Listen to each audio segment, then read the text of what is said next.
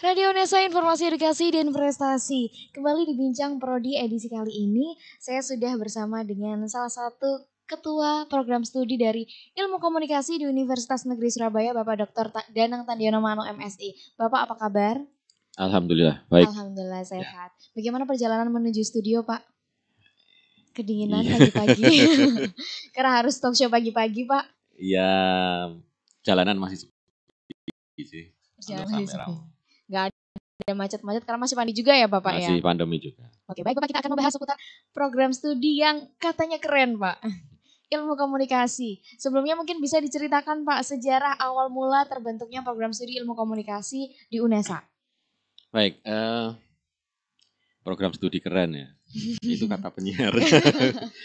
Ya gini, dulu di waktu itu masih zamannya rektornya Pak Muklas ya.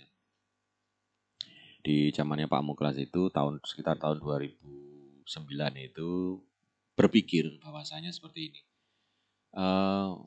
Pendidikan itu tidak mungkin berhasil tanpa sokongan beberapa program studi.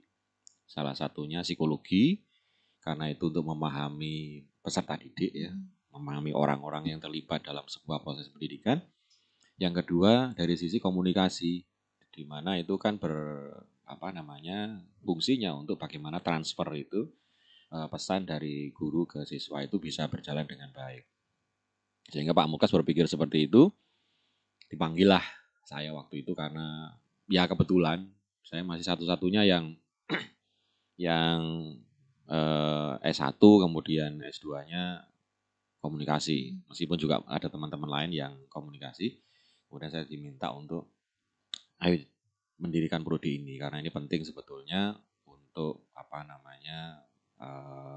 proses pendidikan gitu. Ya udah, waktu itu kami kemudian membuat proposal untuk mewujudkan program studi ilmu komunikasi yang tahun 2010 itu proposal itu selesai. Kemudian kita upload ke Dikti waktu itu ya untuk mendapatkan izin. Tapi rupanya agak tersendat karena di Dikti waktu itu terjadi pergantian staf gitu ya, yang semula stafnya si A kemudian ganti si B. Nah, proses itu agak menghambat proses pendirian prodi sehingga meskipun sudah dimasukkan 2010, izinnya itu baru keluarnya sekitar 2013-an. Nah, waktu itu Pak Muklas langsung gimana kalau membuka semester genap. Jadi semester genap itu biasanya kan semester ganjil. Menerima mahasiswa itu inginnya langsung semester genap. Jadi waktu itu kami juga menawarkan untuk pembukaan prodi baru itu semester genap. Tapi yang mendaftar karena tidak biasa ya. Jadi S1 yang semester genap itu tidak biasa. Kalau yang pasca mungkin biasa. Jadi karena tidak biasa, pendaftarnya waktu itu yang diterima cuma 14 orang. Artinya 14 orang itu kita janjikan untuk kuliah di semester ganjil. Semester ganjil itu di tahun ajaran itu. Ya itu kemudian 2014 kami menerima mahasiswa itu yang angkatan pertama itu. Itu sih sejarahnya. Angkatan pertama jumlahnya 14 orang sekitar 5-6 tahun yang lalu ya Pak? Bukan 14 orang itu yang dari genap. Yang dari gasalnya kita seleksi lagi. Jadi jumlahnya waktu itu ya 2 kelas lah, 80 orang.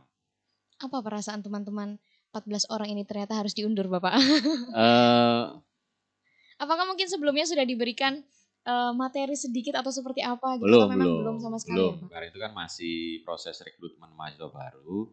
Jadi kita beri mereka pemahaman bahwa mereka nanti akan diikutkan di 2014. Untuk yang semester gasal berbarengan dengan angkatan baru. Dan mereka bisa menerima itu. Bapak tadi menyebutkan bahwa sejarahnya adalah salah satunya tujuannya untuk dalam dunia pendidikan ya Bapak. Ya, kenapa betul. akhirnya terbentuknya ilmu komunikasi, ilmu murni, tidak dikaitkan dengan pendidikan, komunikasi pendidikan gitu Pak? Ya, karena kan sebetulnya begini, di UNESA itu tahun 2098 ya, ingat saya 98 itu kan berubah menjadi universitas yang dulu IKIP ya.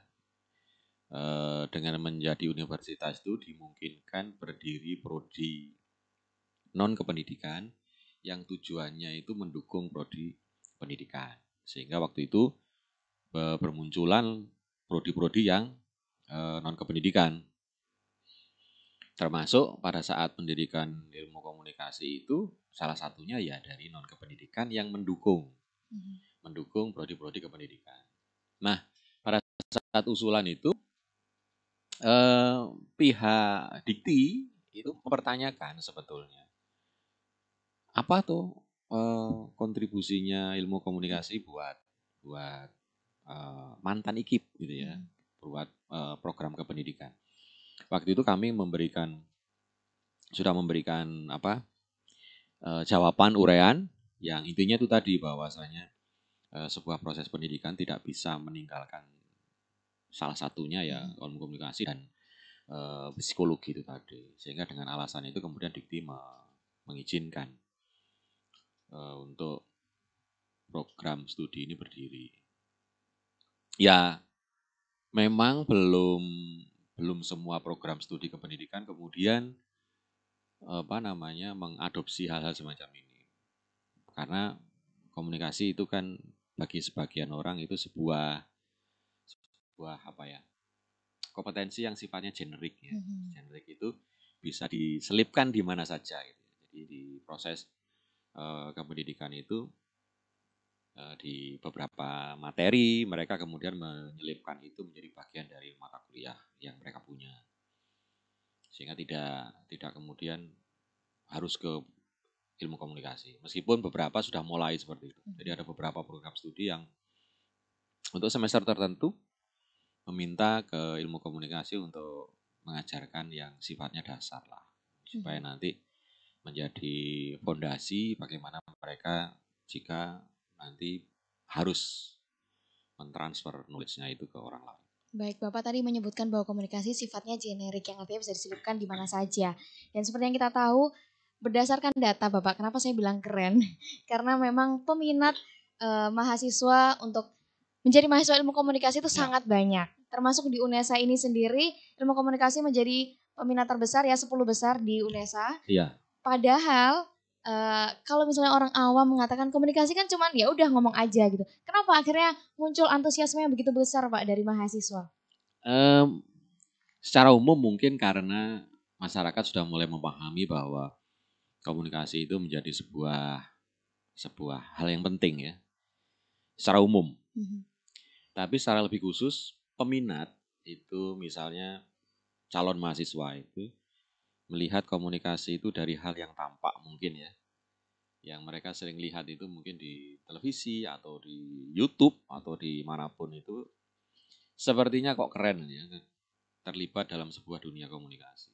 Entah itu jadi presenter, entah itu jadi apapun, YouTuber itu mereka masih beranggapan bahwa ya itulah dunia komunikasi.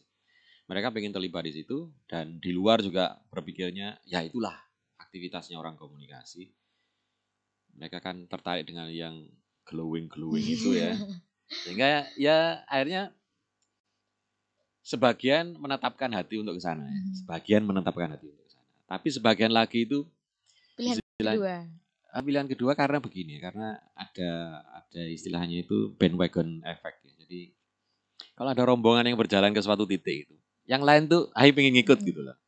Nah, nggak tahu apakah yang sudah menetapkan hati itu yang bagian yang sedikit, yang pengikutnya banyak, yang itu membuat kemudian yang daftar jadi banyak. Yang tahun semakin jumlahnya semakin meningkat dan alhamdulillah berarti itu kan bagi prodi itu kita bisa mencari yang terbaik. Itu sih. Kemudian strategi apa Bapak yang kemudian akan diberikan di program studi ilmu komunikasi UNESA untuk bersaing dengan ilmu komunikasi di universitas lain, Pak? Iya. Sebetulnya kami itu di antara kami ya, di antara sesama program studi ilmu komunikasi itu kayak semacam apa ya? Sudah kedip-kedipan. Sudah main mata gitu ya. Jadi artinya begini ya. masing-masing perguruan tinggi itu punya ciri khasnya. Misalnya di UNER ciri khasnya di PR misalnya. Kalau di lingkup di lingkup Surabaya ya. Misalnya di UPN itu apa gitu ya. Nah, kami juga punya ciri khas tersendiri. Dan ya main mata itu kemudian sebetulnya di antara kami itu kan sudah saling sering ketemu ya, sharing mata kuliah, bukan mata kuliah ya. Jadi kalau misalnya untuk keahlian seperti ini nih apa sih yang dibutuhkan itu. Jadi kita sudah sama-sama tahu, sering kita ngobrol seperti itu. Tinggal nanti muatan-muatan lokalnya itu yang kemudian ditonjolkan dan itu menjadi ciri khas masing-masing perguruan tinggi. Dan pangsa pasarnya kan juga beda ya. Artinya beda itu yang berpikir untuk masuk ke UNER sama masuk ke UNESA berbeda orangnya. Mau masuk ke Ciputra juga berbeda. Jadi kami tinggal menyamakan kira-kira kompetensi-kompetensi dasar yang harus dimiliki itu seperti apa. Kemudian kita punya keunggulan-keunggulan lokal. Nah itu tergantung nanti terserah para calon mahasiswa untuk memilih gitu saja. Nah tadi Bapak menyebutkan mengenai kompetensi dasar. Kira-kira bagi calon mahasiswa ilmu komunikasi UNESA, kompetensi dasar apa yang harus dimiliki oleh teman-teman? Ya, yang jelas itu menulis dan berbicara ya, yaitu kompetensi dasar yang minimal ya. Artinya kemampuan untuk menulis dan kemampuan untuk ya menyampaikan sesuatu ya. Dalam artian sudah di depan publik ya. Nah itu berbeda ya. Ngomong sendiri di kamar sama ngomong sendiri yang akan didengarkan oleh orang lain kan seperti penyiar itu kan beda ya. Jadi itu kompetensi dasar dan memang mungkin tidak semua mahasiswa itu tingkat penguasaannya itu sama. Jadi ada yang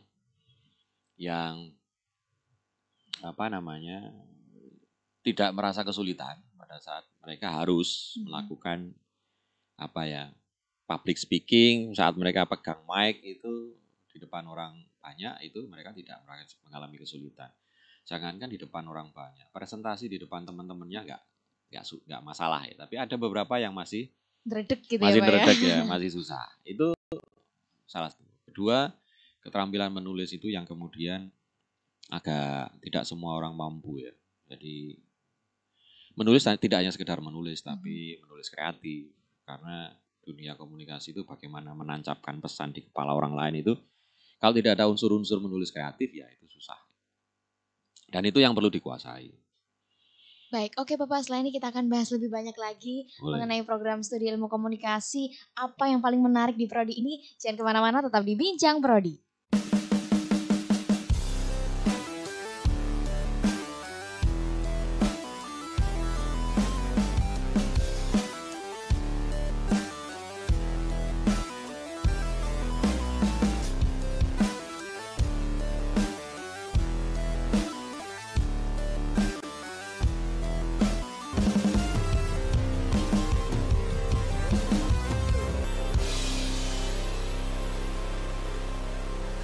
Radio UNESA.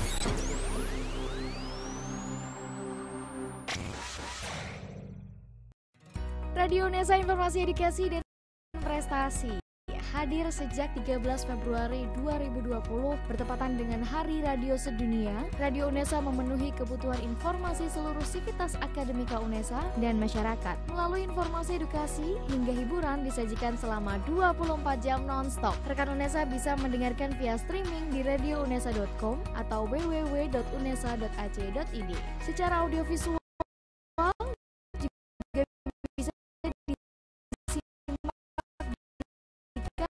YouTube Radio UNESA. Langsung saja download aplikasi Radio UNESA di Play Store dan jadikan Radio UNESA teman beraktivitas Anda.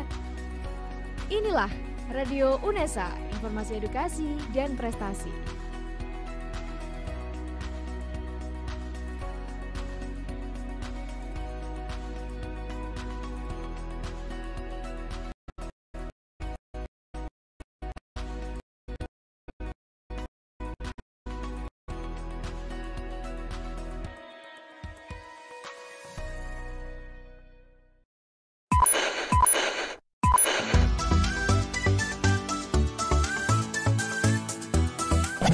Radio Unesa.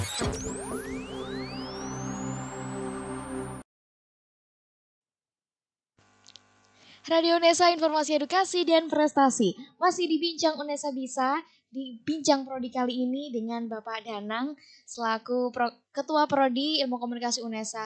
Bapak, tadi kita sudah membahas banyak sekali mengenai ilmu komunikasi. Sekarang mungkin yang bagi teman-teman rekan Unesa yang belum paham mengenai ilmu komunikasi, sebenarnya ini belajar apa? Boleh, monggo Bapak dijelaskan. Baik, belajar apa ya? Gini ya, jadi komunikasi sebetulnya bagian dari ilmu sosial ya, yang itu bergerak untuk melihat bagaimana sih proses penyampaian pesan. Mulai dari berusaha untuk mengumpulkan, kemudian mengolah menjadi pesan yang siap untuk disampaikan dan membuat orang lain itu paham dengan apa yang kita sampaikan.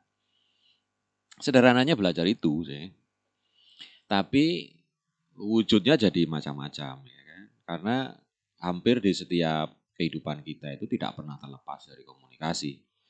Sehingga aspek-aspek itu yang coba untuk didekati dengan keilmuan komunikasi. Itu yang kemudian bahasannya menjadi banyak. Nah, di UNESA mungkin berbeda dengan program studi di perguruan tinggi lain. Kita kemudian membagi mahasiswa itu menjadi 3 konsentrasi ya. Konsentrasi utama yang terkait dengan dengan kajian nanti yang akan mereka kembangkan. Misalnya yang pertama marketing komunikasi, komunikasi pemasaran itu bidang kajian yang terkait dengan PR, kemudian dengan periklanan, itu yang dibahas di situ. Ya memang 2 hal itu mestinya perlu kajian yang lebih khusus, tapi untuk sementara ini kami masih menjadikan satu itu. Kemudian yang berikutnya adalah manajemen media massa, manajemen media. Itu bagaimana mengelola sebuah media apapun, mulai cetak sampai ke media baru ya. Yang terakhir itu komunikasi dan perubahan sosial. Jadi sebetulnya ini kami dulu juga susah membahasa Indonesiakan sebetulnya. Karena yang diminta kan bahasa Indonesia. Bahasa Inggrisnya itu kan Comdev ya, Communication Development. Tapi development itu kalau kita bilang pembangunan itu sawangannya kok piye gitu ya. Sehingga kita rubah menjadi komunikasi dan perubahan sosial. Nah itu kajian-kajian yang akhirnya nanti menjadi muara bahwasanya mahasiswa itu nanti harusnya mengarah ke sana. Di awal memang sama ya. Untuk menumbuhkan kemampuan dasar yang tadi, itu di sejak awal memang kita coba untuk membangkitkan itu, tapi di muaranya nanti mahasiswa bebas memilih konsentrasi yang dirasa cocok dengan passionnya mereka. Jadi belajar apa ya? Ya belajar itu. Banyak ya Pak. Berkaitan dengan konsentrasi apa yang dilakukan program studi tenaga pendidik dari program studi ilmu komunikasi baik dosen maupun karyawannya untuk bisa akhirnya mahasiswa ini yang semula hanya belajar ilmu komunikasi akhirnya dia bisa mantap memutuskan untuk konsentrasi apa sih yang ingin saya pilih, apa yang dilakukan oleh para dosen ini Pak? Provokasi. Provokasi. Ya, jadi begini ya. Jadi masing-masing kami itu kami bersembilan sekarang staf pengajar itu. Jadi masing-masing itu punya apa ya, passionnya sendiri-sendiri. Jadi ada yang passionnya itu lebih ke kehumasan, ada yang ke periklanan, kreatif, kemudian ada yang ke hal-hal yang terkait dengan pendidikan, dengan politik dan seterusnya. Itu yang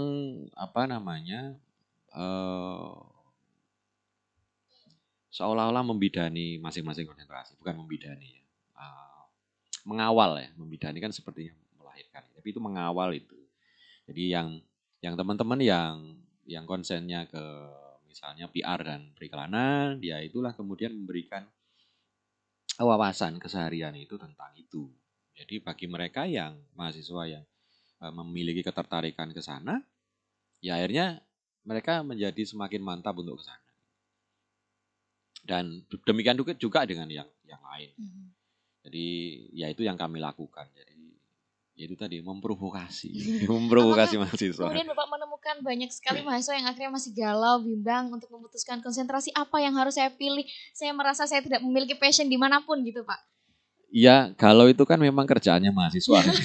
Bapak tahu saja. Jadi ya wajar ya. Jadi menentukan sesuatu yang memang mereka sendiri masih kok jangankan menentukan konsentrasi ya. Mungkin milih komunikasi juga kecelakaan gitu. Itu tadi ikut bandwagon tadi. Mikirnya yang cowok-cowok, wahai ini milih komunikasi aja. Kenapa? Ceweknya cakep-cakep, ya sudahlah milih komunikasi. Sampai di sana juga kuliahnya juga ya begitulah Ya, gitu begitulah. ya. Ya begitulah. Jadi sejak awal mereka kepedulian terhadap perkuliahan juga levelnya masih tidak terlalu ya katakanlah kalau 1 sampai 10 mereka di 5 sama 6 gitu ya levelnya. Jadi saat mereka harus memutuskan apa yang harus mereka lakukan di masa depannya, kemudian dari situ kemudian mereka memutuskan kalau begitu saya harusnya konsentrasi ini, ya bingung itu pasti lah. Jadi karena sejak awal memang mereka tidak terlalu serius untuk menggarap itu. Tapi sebetulnya bagi kami, ya monggo-monggo saja kalau mahasiswa itu mau konsul. Jadi kami itu, saya juga selalu tekankan ke teman-teman. Mahasiswa itu kalau di kelas ya ada dosen, ada mahasiswa. Tapi di luar kelas kami itu kan sebetulnya teman. Jadi mau ngobrol apapun boleh, mau konsul apapun juga boleh. Ya tapi tetap ada batasnya. Jangan tiba-tiba jam 11 malam Nge-WA gitu ya. nge-WA gitu. Ada yang begitu ya, tapi mungkin saking merasa teman gitu. saking merasa teman, ya enggak apa-apa. Ya enggak apa-apa sebetulnya. Bahkan beberapa teman itu ada yang cerita, wah kami malah sering ngopi sama mahasiswa itu jam di mana anak-anaknya mereka sudah pada tidur gitu kan. Keluar ngopi gitu. Itu ya dimungkinkan itu terjadi. Jadi kalau itu pasti karena ya itu kalau enggak galau ya enggak mahasiswa namanya. Bapak ini mungkin terkait dengan dosen, mungkin cara mengajar atau seperti apa. Ini kan ilmu komunikasi masih baru ya Pak ya. Mungkin semangat-semangat para dosen, tenaga pendidik untuk mengajar teman-teman mahasiswa ini masih ada. Namun ini sudah sekian tahun, sudah 5-6 tahun. Apakah ada perubahan yang dirasakan oleh tenaga pendidik untuk mengajar atau seperti apa Pak? Ya semakin tahun itu pasti kan ada proses untuk apa ya memahami mahasiswa itu seperti apa gitu ya. Jadi diberi treatment begini, hasilnya kok cuma begini aja gitu ya. Dikasih yang santai enggak kurang sip, dikasih yang nemen mereka kelimpungan. Jadi ya pasti setiap tahun kita mencoba untuk mendapatkan hasil belajar yang terbaik. Ya meskipun karakteristik mahasiswa tiap tahun itu kan beda-beda. Ya mudah-mudahan treatment yang dilakukan kami di Prodi itu bisa mengena ya meskipun kami paham banyak hal yang masih kurang. Kami paham itu. Jadi sebetulnya kalau sederhananya begini ya. Dari satu kelas katakanlah 45 mahasiswa itu yang benar-benar paham soal materi perkuliahan itu paling tidak lebih dari 10 jari ini. Yang lainnya kan gerambyang semua ya. Jadi ya itulah gitu. Jadi yang 10 ini memang oke, tapi yang lainnya itu yang harus kita apa ya? Ya kita ulik-ulik supaya mereka apa ya? Ya performanya bisa lebih meningkat gitu saja. Apa kemudian PR terberat bagi khususnya Bapak Dinang sebagai Ketua Prodi dalam menghadapi mahasiswa-mahasiswa peningkatan kualitas dan lain sebagainya Pak?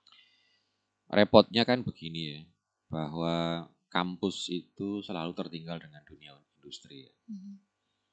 Industri itu 4 kali lebih cepat daripada kampus. Ya contoh sederhananya soal peralatan sajalah. Peralatan di kampus itu kan kalau kita punya peralatan sekarang tahun depan itu nggak bisa mengadakan lagi gitu ya. Tapi industri itu bisa berkembang terus gitu. Pernah kita diundang oleh vendor peralatan laboratorium. Ya lab kita masih bisa sih, tapi yang di lapangan pada saat mereka nanti mahasiswa itu turun ke lapangan itu sudah jauh dari itu. Nah, itu yang menjadi PR terberat. Itu dari sisi itu. Dari sisi skill lain lagi kan, gimana kita bisa mengajarkan skill yang peralatannya ya ini, padahal di luar yang dibutuhkan peralatannya beda. Jadi selalu kita itu tertinggal. Ya, Solusi itu, apa kemudian yang akan diberikan? Lebih kepada bagaimana mencoba untuk mendekatkan kita itu dengan dunia industri. Membangun kerjasama yang meskipun itu susah juga. Artinya susah itu, industri kan juga punya keterbatasan. Dalam artian,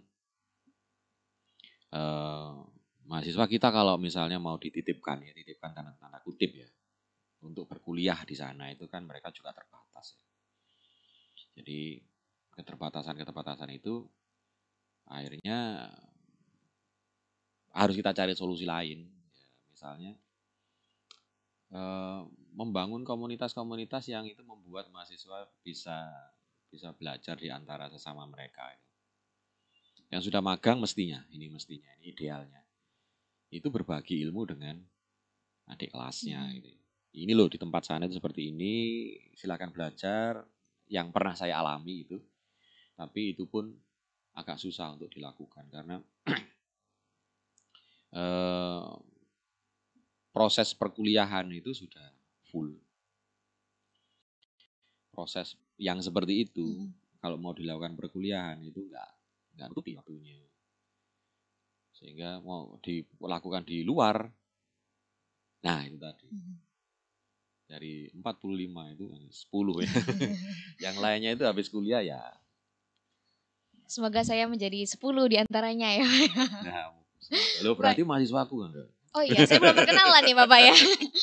Baik, oke Bapak, selain kita akan bahas banyak lagi tentang ilmu komunikasi, masih banyak pertanyaan yang mungkin ditanyakan, yang mungkin masih penasaran bagi teman-teman. Jangan kemana-mana, tetap di Bincang Prodi.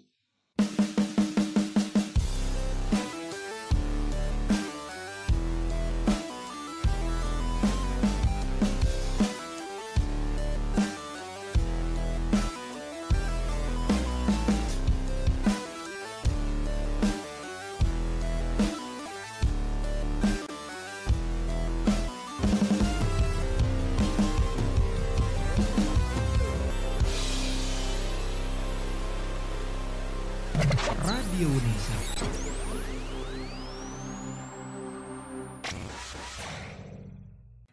Radio Unesa, informasi edukasi dan prestasi, hadir sejak 13 Februari 2020 bertepatan dengan Hari Radio Sedunia. Radio Unesa memenuhi kebutuhan informasi seluruh sivitas akademika Unesa dan masyarakat. Melalui informasi edukasi hingga hiburan disajikan selama 24 jam non-stop. Rekan Unesa bisa mendengarkan via streaming di radiounesa.com atau www.unesa.ac.id. Secara audiovisual juga bisa disimak di kanal YouTube Radio Unesa. Langsung saja download aplikasi Radio Unesa di Play Store dan jadikan Radio Unesa teman beraktivitas Anda.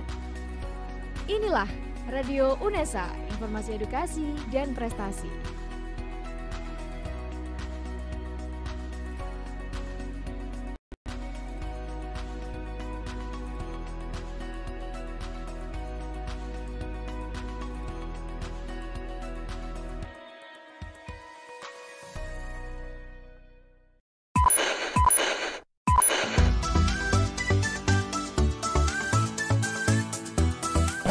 Radio Unesa.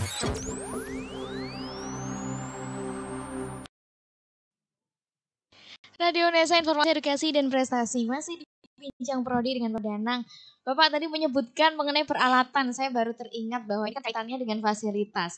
Fasilitas di ilmu komunikasi Unesa kira-kira sudah ada apa saja, dan mungkin apa saja yang mungkin yang ingin dikembangkan, diperbarui lagi Pak? Ya, kita itu prodi baru tapi beruntung ya. Beruntungnya itu mahasiswa belum datang, kita lab sudah punya. Itu mungkin prodi lain tidak mengalami hal-hal semacam kami. Jadi waktu itu ceritanya memang Pak Muklas itu yang meminta kami buka itu concern dengan prodi ini. Jadi ada pendanaan untuk pengadaan lab broadcasting. Ya dananya cukup lumayan. Saya juga nggak tahu karena itu dananya di pusat. Jadi begitu ketemu halal bihalal lebaran gitu, ada seorang yang nyenggol saya, prodimu itu ono dana loh. Hah? Dana? Dia bilang gitu. Buat lab? Hah? Lab ya kan? Saya yang waktu itu prodi baru masih ada izin, nggak ada mahasiswa. Kan berbinar-binar ya dapat begitu. Akhirnya ya saya saut. Sehingga begitu mahasiswa datang, kita sudah mempunyai lab broadcast itu yang kualitasnya sudah digital ya. Meskipun tidak ideal juga. Masuknya sudah digital karena ya broadcast itu, kenapa saya ke broadcast, karena itu yang paling mahal. Karena kebetulan punya dana ya saya beli yang peralatan yang dibutuhkan yang paling mahal. Peralatan yang dibutuhkan itu yang misalnya mahasiswa bisa mengadakan sendiri, yang ngapain saya beli gitu. Karena saya lebih fokus ke peralatan yang itu mungkin tidak bisa dibeli. Sehingga peralatan broadcast itu yang kita punya yang digital, dan sebetulnya pengembangan itu belum selesai. Mestinya ada tahap berikutnya yang itu pengadaan yang sifatnya supaya digital itu bisa di-streamingkan. Sehingga mimpi untuk menjadi sebuah studio streaming itu bisa diwujudkan. Tapi sekali lagi untuk pengadaan itu kan susah. Giliran sudah tiba RP untuk hari ini giliranku. Tiba hilang juga giliran itu nggak jadi gitu ya, karena sekarang juga kondisi seperti ini. Akhirnya ya dengan yang terbatas itu yang kita optimalkan. Yang memang ya terbatas, artinya terbatas dari segi jumlah juga kurang. Ya kan, dari segi kualitas ya sekali lagi tidak bisa nututi industri. Kenapa saya bilang dari segi jumlah kurang? Karena kalau itu rusak, ya angkatan berikutnya nggak bisa belajar. Jadi ya harus hati-hati dari segi jumlah. Itu kenapa satu angkatan itu ya hanya 2 kelas kami ngambil. Kalau lebih peralatan nggak cukup. Artinya kalau peralatan nggak cukup, gimana kita bisa membuat skill mahasiswa itu benar-benar mumpuni? Kita nggak menyediakan apa-apa kan? Logikanya kan begitu. Kecuali kita menyediakan kamera itu satu orang, misalnya satu kelompok bertiga satu kamera. Kalau 90 orang kan berapa kamera gitu. Kita cuma punya terbatas. Jadi ya itu yang peralatan yang kami punya. Tapi itu alhamdulillah dengan itu kan ada sesuatu yang bisa dilihat kemudian dipakai untuk praktek meskipun itu kondisinya tidak ideal. Semoga setelah ini akan ada pengadaan ya Pak. Pengadaan peralatan-peralatan baru di ilmu komunikasi atau Ya, mungkin amin. upgrade laboratorium. Seperti yang kita tahu mungkin di program studi teknologi pendidikan kalau nggak salah Pak itu sudah ada laboratorium yang menurut saya sudah cukup keren. Apakah nanti mungkin akan ada kolaborasi antara jurusan atau seperti apa Pak? Bisa jadi sih. Jadi sebetulnya kan begini ya. Itu kan lab itu kan titipannya negara ya. Titipan negara yang dikelola oleh program studi. Jadi kolaborasi untuk penggunaan peralatan negara sebetulnya ya bisa-bisa saja. Itu dimungkinkan. Ini namanya resource sharing ya. Kalau misalnya itu sama-sama dibutuhkan, kita saling berbagi bisa.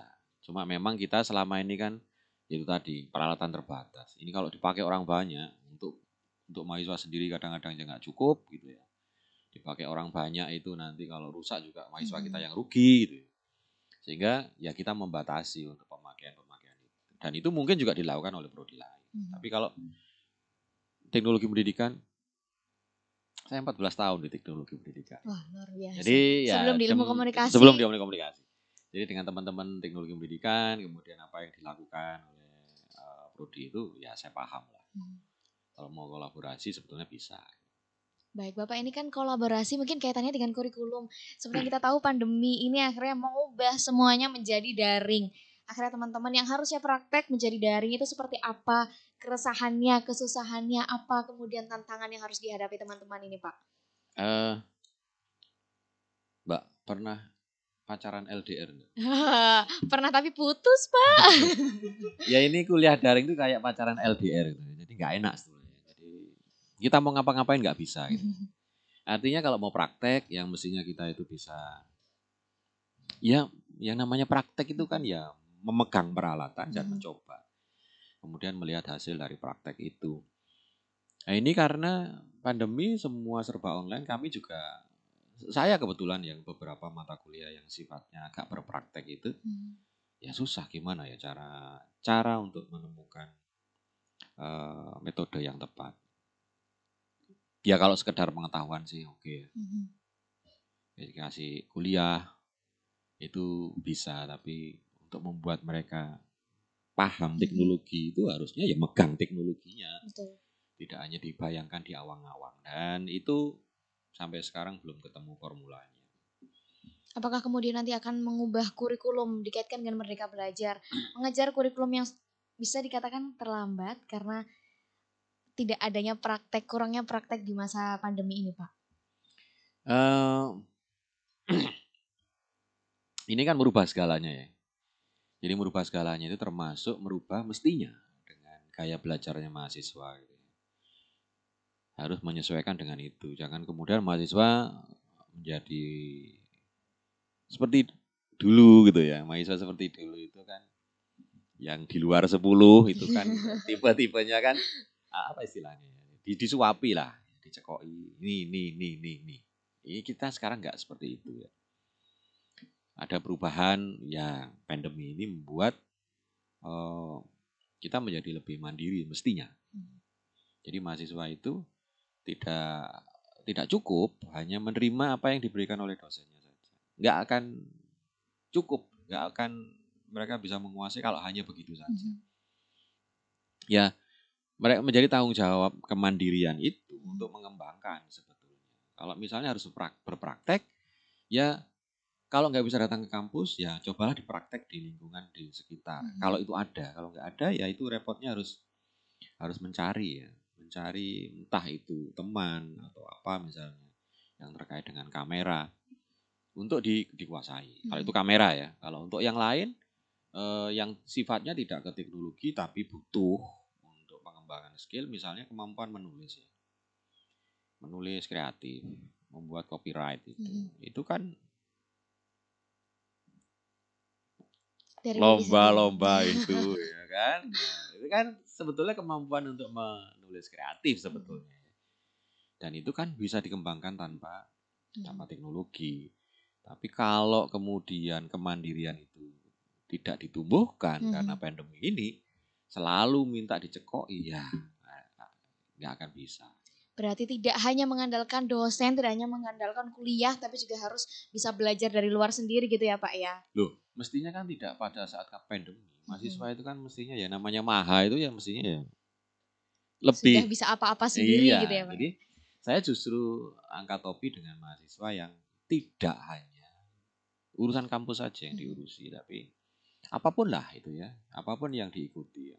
Entah itu olahraga, entah itu macam-macam. Karena olahraga itu memunculkan jiwa kompetitiveness ya. Itu akan membuat kita menjadi orang yang selalu struggle kalau ada apa-apa melalui olahraga. Mungkin nggak terasa ya. Ya lah Pak, cuman basket, loncat-loncat, lempar-lempar. Tapi jiwa itu kemudian menjadi semacam soft skill. Gitu nah, ya, Pak. bagi kita menjadi soft skill itu. Jadi apapun kegiatannya itu pasti akan membawa dampak positif kepada kehidupan kita di masa yang akan datang. Nah, persoalannya nggak semua mau begitu gitu ya. Ada yang selesai kuliah pulang. Ya seperti itu. Macam-macam ya Pak ya. Macam-macam ya, mahasiswa karena macam-macam. Tidak bisa disamaratakan. Baik, Bapak 7 tahun berdiri ilmu komunikasi, prestasi apa saja yang sudah diraih oleh program studi ilmu komunikasi? Nah, ini saya mau tanya. Saya kalau sudah gini pasrah Pak. Ya prestasi sebelum saya tanya ke bagaimana pengalaman berprestasi. Jadi memang ada kelemahan ya di mahasiswa ilmu komunikasi UNESA itu di kemampuan menulis yang ilmiah. Itu mungkin salah kami untuk mengarahkan itu. Jadi kalau kompetisi kalau sudah disuruh urusan menulis itu mereka mesti ya Pak, tapi gak digarap gitu ya. Jadi misalnya kenapa saya sampaikan begitu? Karena prestasi-prestasi yang diakui oleh Dikti itu kan semua muaranya tulis menulis. Gitu. Misalnya apa karya ilmiah, kemudian apapun yang itu diwujudkan dalam tulisan. Nah, mahasiswa itu masih lebih ke hal-hal yang sifatnya produk. Jadi kompetisinya itu kompetisi yang sifatnya ke produk. Dan itu biasanya itu level kompetisinya masih yang dalam liga yang sama lah, sesama mahasiswa komunikasi. Tidak misalnya antar mahasiswa beda prodi. Nah, kalau yang sesama komunikasi sudah banyak ya prestasi yang diraih. Ya entah itu lomba presenter, entah itu lomba ini, itu terkait dengan keilmuan. Tapi masih lemah untuk soal penulisan. Ada satu mahasiswi yang itu menang apa namanya? Bapak kok saya jadi curiga ya Bapak? Menang lomba. Apa Bapak? Lomba iklan layanan masyarakat gitu ya? Iya, lalu kenapa Bapak? Mungkin Mbak Farah itu bisa bercerita di sini gitu. Pengalamannya kenapa bisa begitu gitu. Ini kan otentik daripada saya yang cerita. Aduh, saya baru pertama loh diwawancarai, ditanyai oleh host ya, oleh narasumber. Ya bagaimana ya Bapak, ini kan dekat dosen-dosen yang hebat Pak. Mengajari bagaimana mahasiswa untuk bisa berpraktek gitu kan, bisa mengikuti kompetisi-kompetisi, bisa berani berkompetisi dan akhirnya bisa menang. Alhamdulillah Pak. Ini juga berkat teman-teman semua mentor yang membantu, bukan saya saja Bapak. Bagaimana harus bercerita ya? Saya nggak pernah ditanya ini deh Pak. Loh, justru ini kan kesempatan saya bertanya, saya juga pengen tahu gitu. Iya begitu Pak. Jadi mengandalkan mungkin bisa dibilang passion ya Pak ya. Apa yang teman-teman suka akhirnya difokuskan, akhirnya mencoba berlatih dan mengikuti lomba dan juga dibantu oleh para mentor juga Pak. Gitu. Akhirnya bisa alhamdulillah menjuarai ILM. Tapi kalau boleh sombong sebenarnya banyak kok prestasi saya di sini oh enggak ya. Baik Bapak, mungkin sudah cukup membahas seputar prestasi. Ini mungkin menulis ada kaitannya juga akan ada berkaitan dengan pengembangan atau mungkin akreditasi ya Bapak. Karena kan jurnal-jurnal itu juga dihitung ya. Akhirnya bagaimana program studi ilmu komunikasi ini untuk bisa menuju akreditasi A dan alhamdulillah sekarang sudah B ya Pak. Ya. Ya alhamdulillah B ya. Jadi akreditasi pertama B. Bukan prestasi sebetulnya, banyak juga yang seperti itu. Akreditasi sekarang itu kan based on data ya. Jadi bahwa semua hal itu terkait dengan data-data yang apa namanya yang sudah kita lakukan. Kemudian dari apa yang sudah kita lakukan itu kita susun apa yang mau kita lakukan di masa yang akan datang. Nah, dua hal itu sebetulnya yang terkait dengan data itu yang setiap tahun yang kita update ya. Karena tanpa data itu ya kita nilainya jelek ya. Dan data itu memang butuh banyak hal ya. Jadi ada data-data yang akan membuat mungkin ya nilai kita menjadi tidak optimal. Misalnya ya kalau prestasi mahasiswa sudah ada, tapi prestasi dosen perlu ditingkatkan. Apa namanya? Karena yang sekarang itu misalnya dosen harus menulis di jurnal yang bereputasi. Nah, itu juga masih kita upayakan untuk ditingkatkan. Supaya muncul di situ karena kalau itu ada, karena itu menjadi targetnya Dikti supaya Indonesia itu menginternasional, maka targetnya harus target internasional dan itu dibebankan ke setiap dosen. Nah, itu kita masih berupaya untuk ke sana. Kalau itu ada, berarti nilai di komponen itu menjadi tinggi. Juga di hal yang lain. Itu masih kita upayakan. Sekali lagi itu based on data ya. Kalau kita nggak punya ya nggak bisa melakukan apapun. Kita tidak bisa klaim apapun bahwasanya kita punya. Nah itu untuk data. Nah dari data itu kemudian memberikan sebuah dasar bagi kita untuk pengembangan ke depan. Jadi pengembangan itu artinya dari data yang ada, terus gue harus lapo gitu ya. Itu yang kemudian dinilai kan. Nah program-program itu yang kemudian yang kita coba untuk kembangkan, misalnya dari sisi mahasiswa harusnya kemana, dari sisi dosen harusnya kemana. Nah itu yang masih dalam proses. Misalnya mahasiswa, bagi saya begini, mahasiswa gak usah angel-angel lah kegiatannya gitu ya. Kegiatan yang mendukung Anda untuk berkembang menjadi individu yang kalau belajar komunikasi ya komunikasi yang dikembangkan.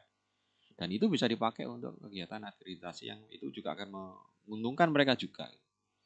Jadi ada target-target yang sudah dipunyai. Mahasiswa harus mengikuti program kreativitas mahasiswa, PKM. Sebetulnya potensinya banyak, tapi nggak mau ke situ. Sukanya lomba ILM, nggak mau lomba menulis. Jadi ya itu perlu ditingkatkan. Ya. Jadi mahasiswa perlu diarahkan untuk kemampuan menulis, dosen juga perlu diarahkan, dan yang lain-lain juga perlu ditingkatkan. Ya dengan itu mudah-mudahan nanti datanya jadi penuh, karena data jadi penuh, ya nilainya bisa jadi lebih baik. Gitu.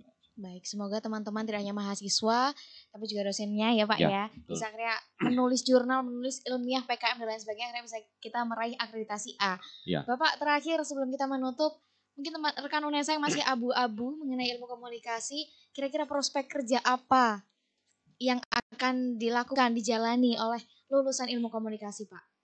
Baik, ada 3 konsentrasi ya. Yang kita sudah diskusikan tadi. Jadi masing-masing itu punya prospek kerja yang sendiri-sendiri.